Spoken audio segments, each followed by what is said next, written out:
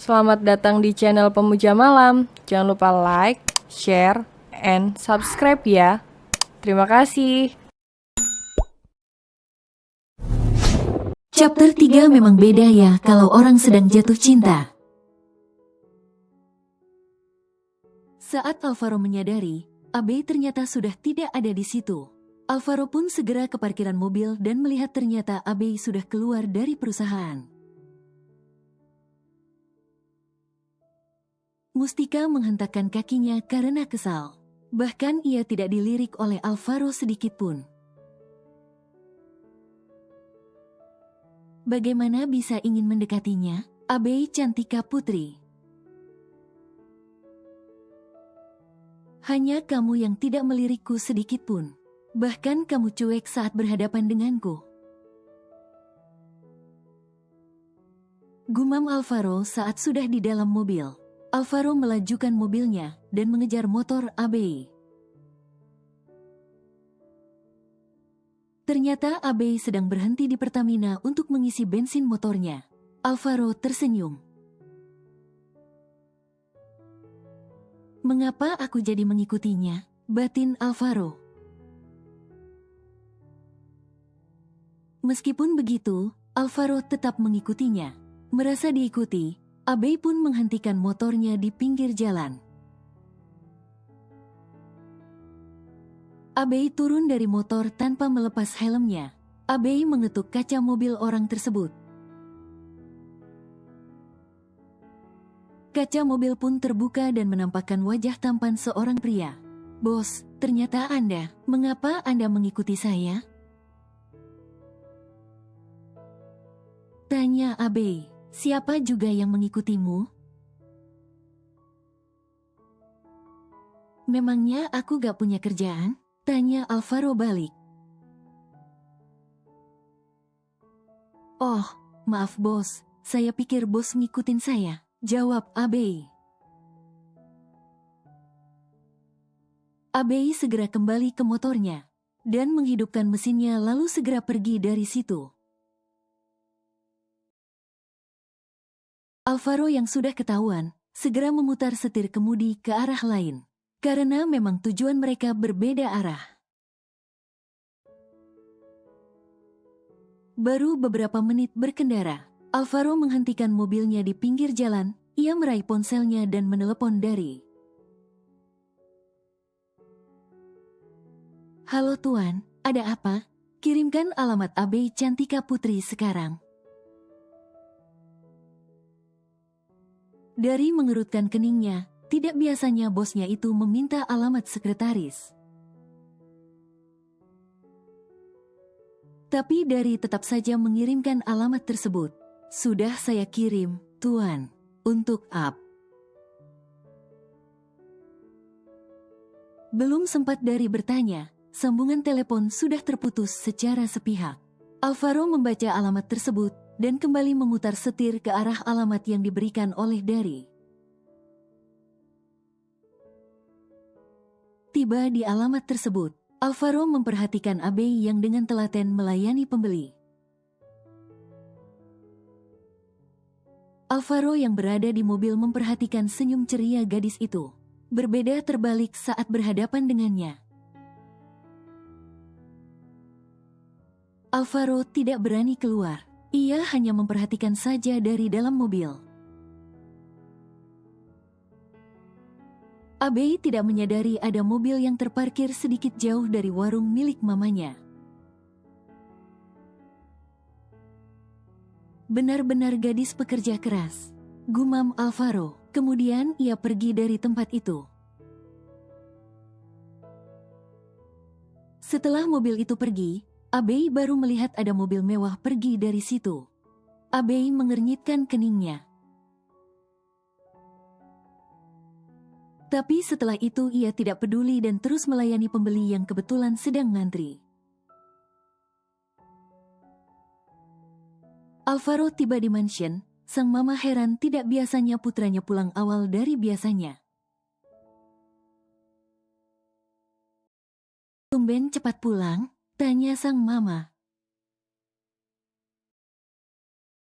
"Lagi gak banyak kerjaan, Ma. Jawab Alvaro. Ya sudah, mandi dulu sana. Mama ingin beli gado-gado dengan papamu, kata Ardina. Sejak kapan Mama suka gado-gado? Bukannya itu makanan pinggir jalan? Apa salah dengan makanan pinggir jalan? Tempatnya juga bersih kok. Kamu ini jangan mentang-mentang hidup kaya, ingin meremehkan orang yang di bawah.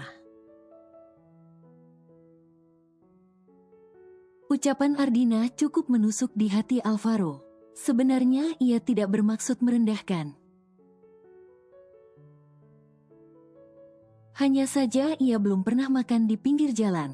Sudah, Papa sama Mama mau pergi, nanti keburu tutup. Tanpa menghiraukan putranya, Billy dan Ardina pun pergi mencari jajanan pinggir jalan. Kemarin Ardina membeli 1 porsi dan dibawa pulang. Ternyata rasanya enak dan suaminya suka. Jadi kali ini ia ingin membeli lagi. Abei sedang beristirahat setelah melayani pembeli. Ia ingin sholat asyar terlebih dahulu. Ia dan mamanya gantian untuk sholat. Sang mama masih melayani pembeli, ada 2 orang lagi. Setelah selesai barulah Abei yang menjaga warung tersebut. Sebuah mobil mewah berhenti di depan warung mereka. Abei melihat ada 2 orang pria dan wanita parubaya keluar dari mobil. Selamat sore. Sapa wanita itu. Abei tersenyum dan membalas ucapan wanita itu. Nyonya mau beli? Tanyanya. Ardina mengangguk. Mana pemilik warung ini? Saya mau beli 3 porsi. Oh, beliau sedang sholat, sebentar lagi selesai. Jawab Abei. Kamu. Aku anak dari pemilik warung ini. Maaf, saya pikir pelayan baru. Soalnya kemarin saya tidak melihat kamu di sini. Aku hanya kadang-kadang membantu Mama. Saat mereka sedang ngobrol, Sunita pun keluar. Sunita tersenyum melihat pembeli yang datang.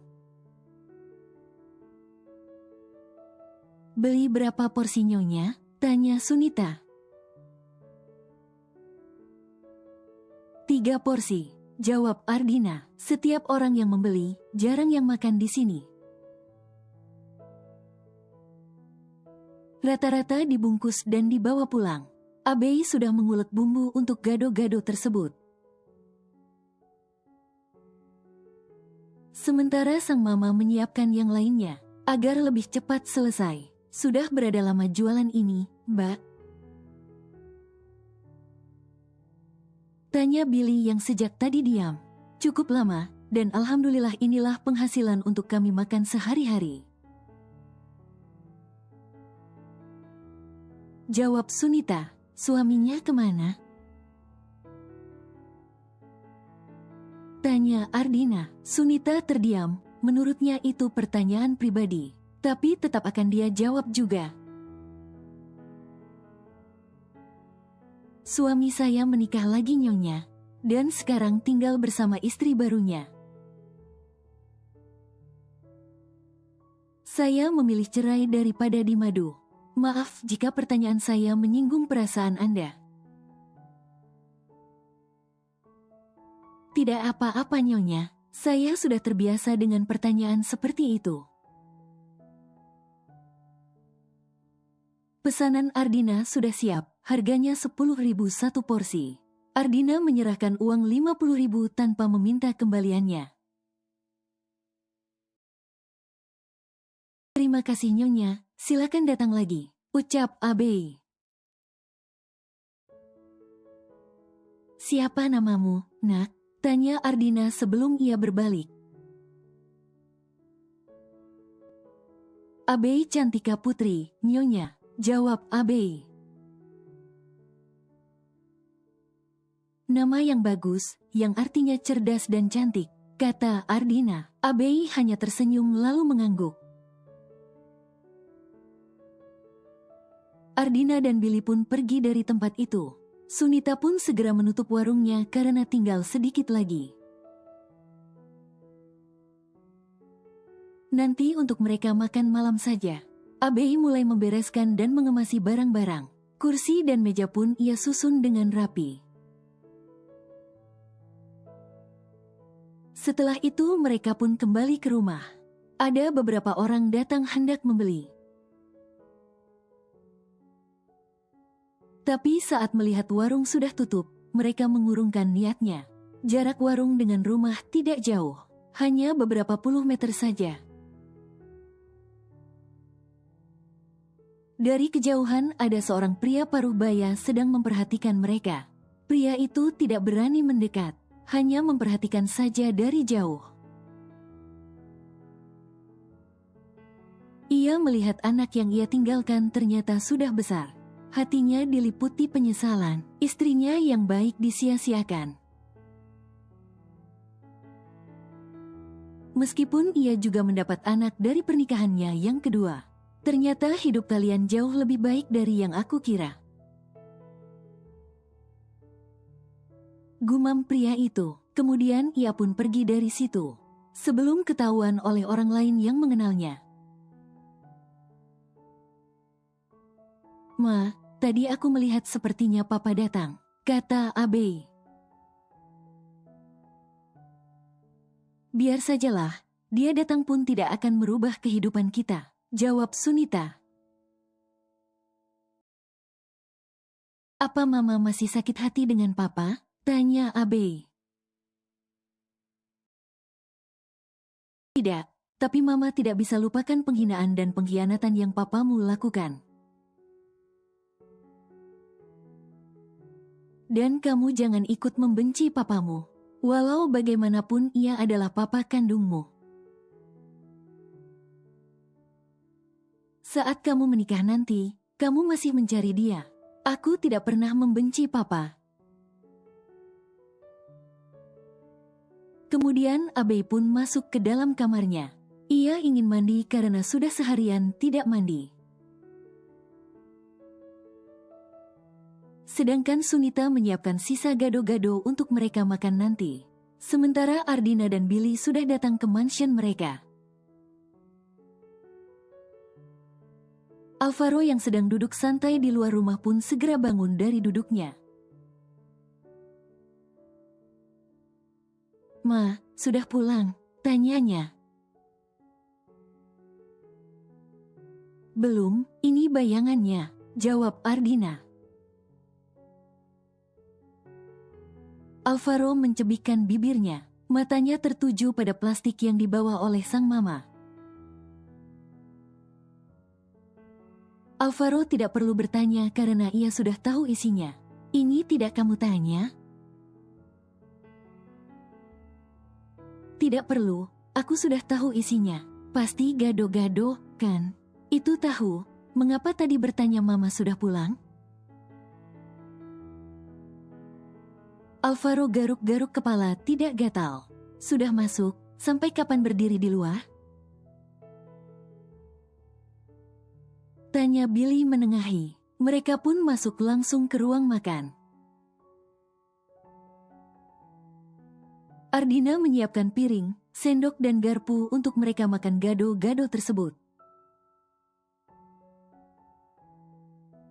Alvaro yang melihat gado-gado dalam piring pun tidak berkomentar. Ia hanya mengaduk-aduk makanan tersebut. Ardina yang melihat itu pun jengah. Langsung merebut sendok tersebut dan menyendok sedikit gado-gado. Kemudian menyuapkan ke dalam mulut Alvaro. Alvaro mengunyah sebentar lalu terdiam. Ia menikmati makanan tersebut. Kalau gak suka jangan makan, kasihkan pelayan saja,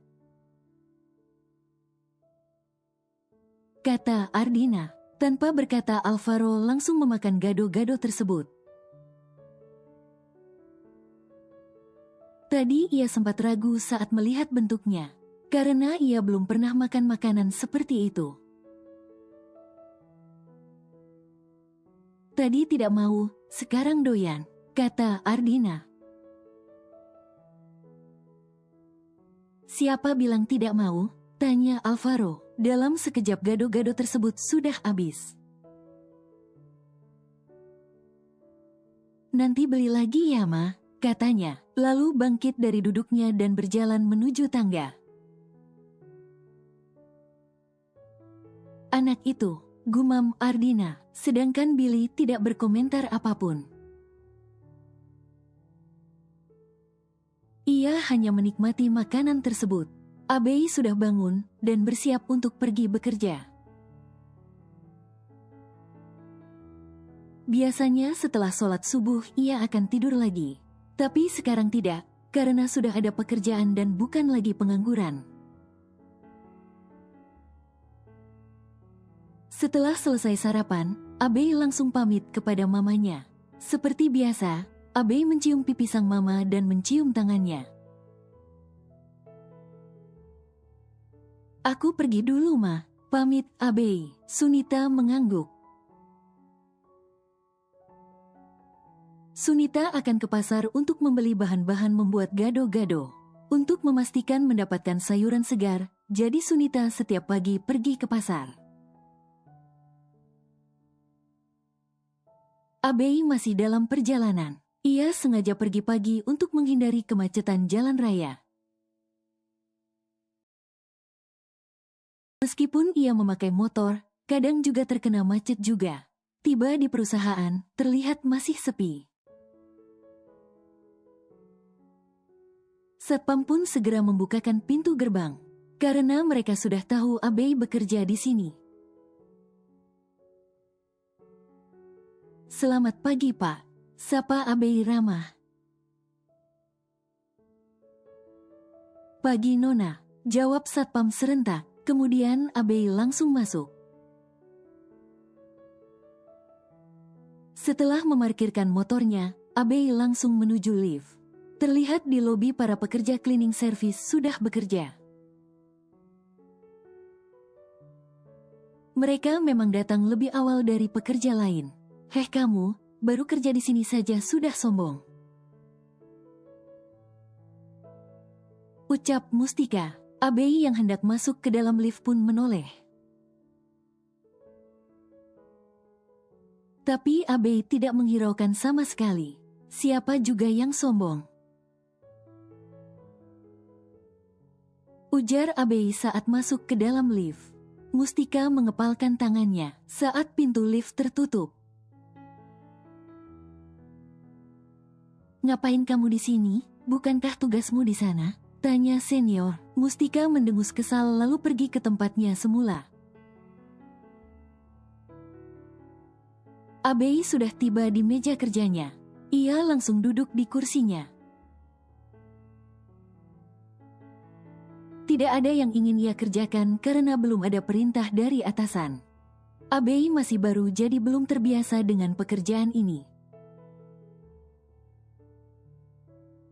Namun jika ada yang ingin dikerjakan, maka ia akan cepat mengerjakannya hingga selesai. Alvaro dan Dari keluar dari dalam lift secara bersamaan. Alvaro melihat ke meja sekretaris, ternyata Abei sudah ada. Sedang bermain ponsel kentang miliknya. Ponsel itu ia beli saat memenangkan pertandingan tinju ilegal yang selenggarakan di tempat tertutup. Abei berhasil mengalahkan petinju yang katanya belum pernah terkalahkan oleh siapapun. Saat melawan Abei, ternyata pria itu tidak berkutik, karena Abei menargetkan titik lemah lawan. Hingga dalam sekejap Abei bisa memenangkan pertandingan tersebut. Tanpa sepengetahuan sang mama, Abei menyimpan uang tersebut di tabungannya. Karena itu uang hasil ilegal, Abe tidak berani memberitahu sang mama. Ke ruanganku sekarang. Perintah Alvaro. Baik, bos. Jawab Abe. Saat Dari hendak masuk, Alvaro menatap tajam pada asistennya itu. Dari pun tersenyum kikuk melihat tatapan sang bos. Lalu berjalan mundur dan menjauh dari pintu. Kemudian ia berbalik menuju ruang kerjanya sendiri. Bos. Duduk. Abe pun duduk berhadapan dengan Alvaro. Abe tidak berani menatap bosnya itu. Apalagi setelah insiden kemarin membuat Abe malu untuk bertatapan dengan Alvaro. Apa kamu bermusuhan dengan cleaning service itu? Cleaning service? Mustika, kamu kenal dia, kan? Ah iya, kenal. Bahkan kami satu kampus dan satu jurusan. Lalu, maaf bos, tapi pertanyaan ini sudah melenceng dari pekerjaan. Ya sudah, sekarang kerjakan ini. Dan nanti jam 9 pagi kita akan ada rapat. Baik bos. Abe pun segera bangkit dari duduknya dan keluar dari ruangan itu. Baru saja ia duduk, Dari sudah datang dengan membawa setumpuk berkas. Dengan sedikit kasar Dari meletakkan dokumen tersebut di atas meja kerja Abe. Abe hanya menatap datar saja melihat tumpukan dokumen. Ini adalah tugasmu, kata Dari. Kemudian ia kembali ke ruang kerjanya. Abe menghela nafas. Segitu amat pekerjaan sekretaris, tapi gak apa-apa deh demi 30 juta sebulan. Dan hal itu tidak sengaja dilihat oleh Alvaro.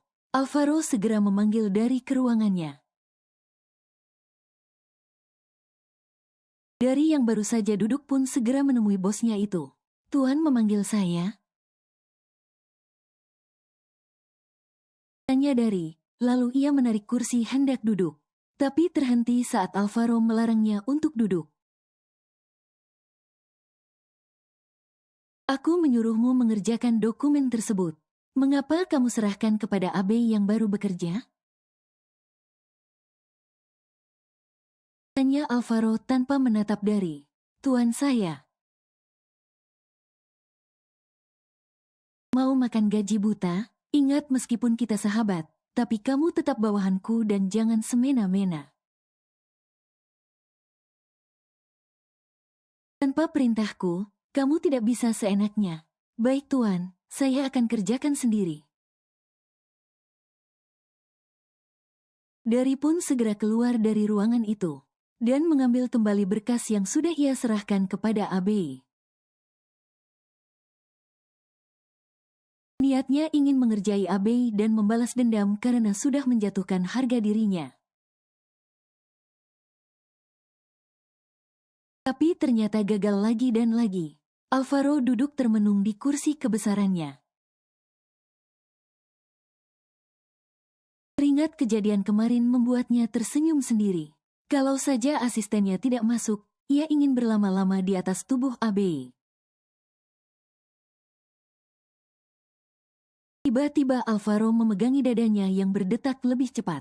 Kalau diperhatikan, dia ternyata cantik, hanya saja kurang perawatan.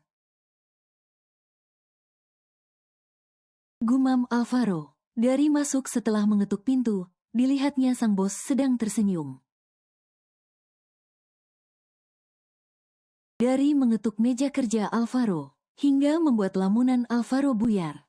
Alvaro Desmond. Panggil Dari. Bisa gak sih kalau masuk ketuk pintu dulu? Tanya Alvaro. Memang beda ya kalau orang sedang jatuh cinta. Goda Dari, sok tahu kamu, katakan ada apa? Cuma ingin bilang, rapat sebentar lagi dimulai. Alvaro menepuk keningnya pelan. Sungguh ia lupa jika jam 9 pagi ada rapat. Sudah sejak dari kemarin ditunda-tunda. Kemudian Alvaro dan Dari pun keluar. Tidak lupa juga Abe harus ikut, karena ia yang akan mempresentasikan hasilnya nanti. Ruang rapat di lantai 15. Semua orang sudah berkumpul termasuk petinggi perusahaan dari berbagai divisi. Alvaro dan Dari juga Abe segera masuk ke dalam ruang rapat tersebut. Ada beberapa orang yang belum mengenal Abe menatap sinis.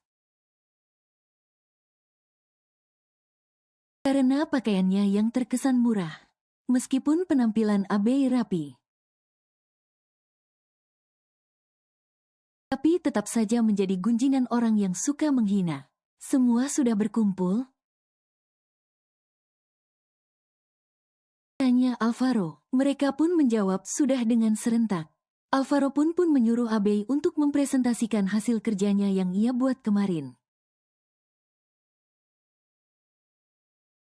Abe pun mempresentasikannya dengan sangat baik. Bagaimana menurut kalian? Apa ada lagi yang ingin ditambah?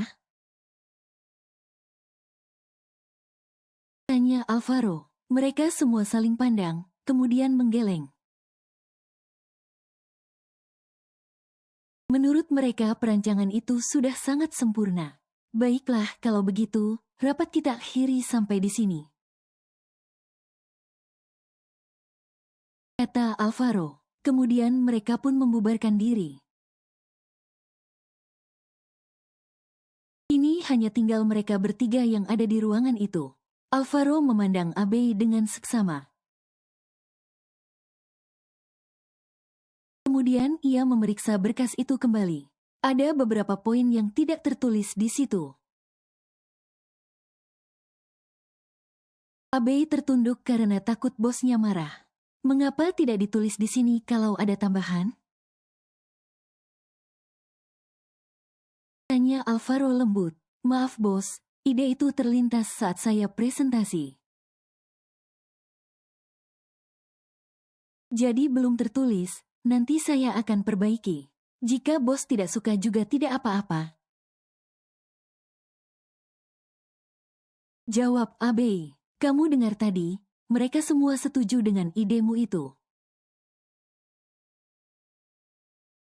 Berarti itu sangat bagus. Aku akan beri kamu bonus. Ucap Alvaro.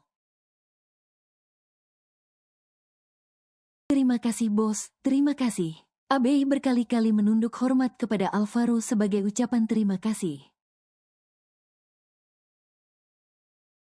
Mereka pun kembali ke lantai 20 untuk melanjutkan pekerjaan masing-masing. Dari diam-diam mengagumi kehebatan Abe. Belum pernah sejarahnya menemukan sekretaris yang cekatan seperti ini. Gak salah jika Alvaro memilih dia sebagai sekretaris. Batin Dari. Abe berjalan di belakang mereka, sambil membawa berkas yang akan diperbaiki nantinya. Abe langsung duduk di kursinya, sementara Alvaro dan Dari masuk ke dalam ruang kerja Alvaro. Saat Abe bekerja, ponsel Abe berbunyi pertanda pesan masuk. Ternyata dari M-Banking, nominal uang 2 juta masuk ke rekening milik Abe.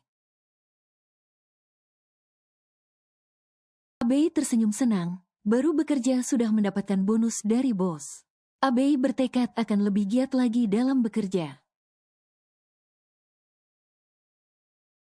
Bagaimana menurutmu tentang Abe? Tanya Alvaro. Bagus dan pekerja keras, juga jago membanting orang, jawab Dari. Seketika Alvaro tertawa mendengar kalimat terakhir dari asistennya itu. Dari tertegun melihat bosnya tertawa. Sepanjang sejarah pertemanan mereka, belum pernah ia melihat Alvaro tertawa seperti itu. Al, apa kamu waras? Pluk, Alvaro memukul kepala Dari dengan kertas. Kamu pikir aku gila? Dari merasa kesal, menyesal dia mengatakan itu. Tapi ia juga tidak bisa marah, karena itu semua kenyataan. Hanya saja Dari merasa dipermalukan oleh seorang gadis. Bisa-bisanya tubuh besarnya dibanting dengan mudah oleh Abe. Kamu jago bela diri, kok bisa dibanting? Aku gak ngangka aja, ternyata tenaganya kuat. Dan juga aku tidak punya persiapan waktu itu. Yang pasti, kamu masih kalah sama dia. Ngaku aja deh. Kini obrolan mereka malah melenceng dari pekerjaan. Bahkan keduanya berbicara non-formal. Apalagi Alvaro saat ini sedang senang hati. Karena sekretarisnya kali ini ternyata multitalenta. Tanpa sadar, waktu jam makan siang sudah tiba. Abei membawa bekal dari rumah, karena ia ingin mengirit pengeluaran. Abei tidak tahu jika di kantin perusahaan gratis untuk makan siang. Kalau di jam selain makan siang baru beli, Alvaro dan Dari keluar dari ruang kerjanya. Melihat Abei sedang makan bekal yang dibawanya. Kamu tidak ke kantin? Tanya Alvaro. Uhuk, uhuk. Abei yang sedang menyuapkan makanan langsung tersedak karena terkejut. Alvaro segera berlari masuk ke dalam ruangannya untuk mengambil air. Kemudian menyerahkannya kepada Abei. Abei mendongak karena posisinya duduk. Terima kasih, ucap Abei. Lain kali hati-hati, kalau mau makan siang ke kantin saja. Gratis untuk karyawan. Kata Alvaro. Dari melongo melihat pemandangan ini. Tidak biasanya bosnya bersikap seperti itu. Belum genap sehari, sikap bosnya berubah perhatian. Tuan, ucap Dari sambil meletakkan punggung tangannya di kening Alvaro. Apaan sih? Tanya Alvaro ketus, sambil menepis tangan Dari. Saya kira bos demam, jawab Dari santai. Gak lucu. Alvaro pergi meninggalkan Dari dan segera masuk ke dalam lift. Dari yang tidak sempat mengejar Alvaro pun terpaksa turun melalui lift karyawan. Abei yang sedang makan cuek-cuek saja, lalu meneruskan makannya. Alvaro tiba di lantai bawah dan langsung menuju parkiran. Ia ingin ke restoran untuk mencari makan siang. Dari yang baru keluar dari lift pun langsung mengejar Alvaro. Dan segera membuka pintu mobil. Alvaro hanya terdiam saat Dari masuk ke dalam mobilnya. Hah, untung sempat, ucap Dari. Kamu yang nyetir, pinta Alvaro. Kemudian keduanya tukar posisi. Mobil pun bergerak perlahan. Setelah keluar dari pintu gerbang, Dari melajukan mobilnya. Tujuan mereka adalah sebuah restoran mewah yang tidak jauh dari perusahaan milik Alvaro. Dari memarkirkan mobilnya saat tiba di tempat yang dituju. Keduanya masuk dan disambut ramah oleh pelayan restoran tersebut. Alvaro dan Dari mencari tempat kosong. Mereka sengaja tidak menyewa ruangan VIP. Tapi hanya meja biasa saja. Silahkan Tuan. Ucap pelayan menyodorkan buku menu. Alvaro yang sudah hafal menu di restoran ini tidak lagi melihat buku menu. Langsung menyebut pesanan yang ia mau. Begitu juga dengan Dari. Mohon tunggu sebentar Tuan. Ucap pelayan itu. Alvaro panggil seorang wanita dan langsung menghampiri Alvaro dan Dari. Kedua pria tampan itu menoleh ke asal suara. Dari kemudian mencebihkan bibirnya, sedangkan Alvaro malah terlihat tidak peduli. Wanita itu tanpa ragu duduk di samping Alvaro. Al, mengapa jutek amat sih? Apa kamu tidak merindukan aku? Tanyanya, kapan kamu datang? Tanya Alvaro basa-basi. Wanita itu tersenyum dan memegang tangan Alvaro. Tapi Alvaro segera menepis tangan tersebut. Wanita itu tidak peduli. Ia kembali memegang tangan Alvaro lagi. Apa sih? Alvaro menepis lagi tangan wanita itu. Bisa gak jangan seperti ini? Kurang sopan tahu, gak? Al, kamu kok berubah? Dari semakin jengah melihat tingkah manja di depannya itu. Kemudian ia bangkit dari duduknya dan baru melangkah 2 langkah.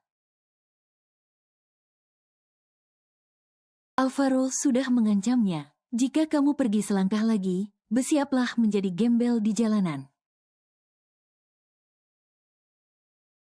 Ancam Alvaro. Habisnya aku enek rasanya pengen muntah kalau lama-lama di sini. Jawab Dari tanpa sensor. Maksudmu apa? Tanya wanita itu tidak terima. Tidak apa-apa, lebih baik aku kembali ke perusahaan. Jawab Dari akhirnya. Kemudian Dari pergi menemui pelayan. Dan membayar makanan yang ia pesan tadi. Pelayan mengatakan tidak perlu karena belum siap juga belum dihidangkan. Lalu Dari minta dibungkus saja. Pelayan itu pun mengangguk patuh. Setelah makanannya siap, Dari pun segera pergi dari restoran itu. Ia tidak peduli jika Alvaro memecatnya sekalipun. Semua gara-gara kamu. Ucap Alvaro pedas, lalu pergi dari situ menyusul Dari. Alvaro. Panggil wanita itu. Wanita itu bernama Desi, masih sepupu Alvaro. Tapi sejak dulu ia menyukai Alvaro meskipun Alvaro selalu menolak. Karena Alvaro tahu jika Desi bukan wanita baik-baik. Dari yang seangkatan dengan Alvaro dan Desi waktu kuliah dulu, tentu saja tahu dengan kelakuan Desi. Itu sebabnya Dari tidak suka jika Alvaro dekat atau didekati oleh Desi. Hingga sekarang pun Dari akan seperti itu saat ada Desi. Tuan mau pecat saya silahkan, kata Dari saat mereka sudah di dalam mobil. Alvaro terdiam, mana mungkin ia akan memecat asisten pribadinya itu, yang sudah menemaninya sebelum Alvaro menjabat sebagai CEO perusahaan.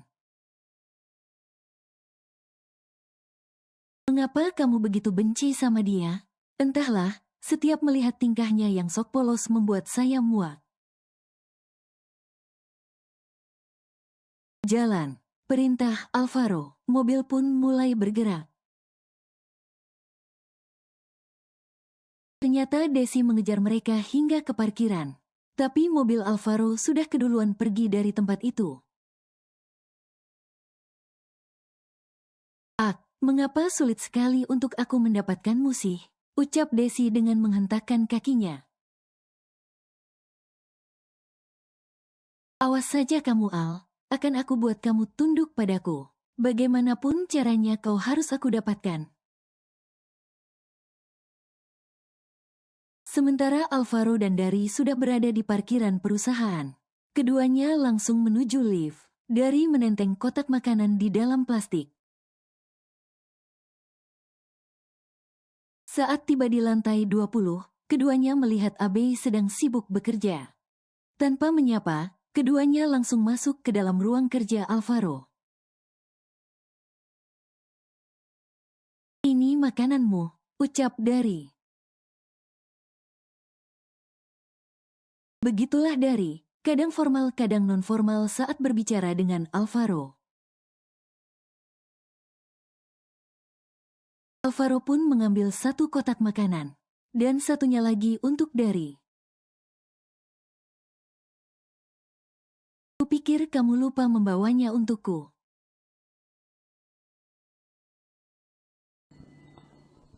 Bersambung.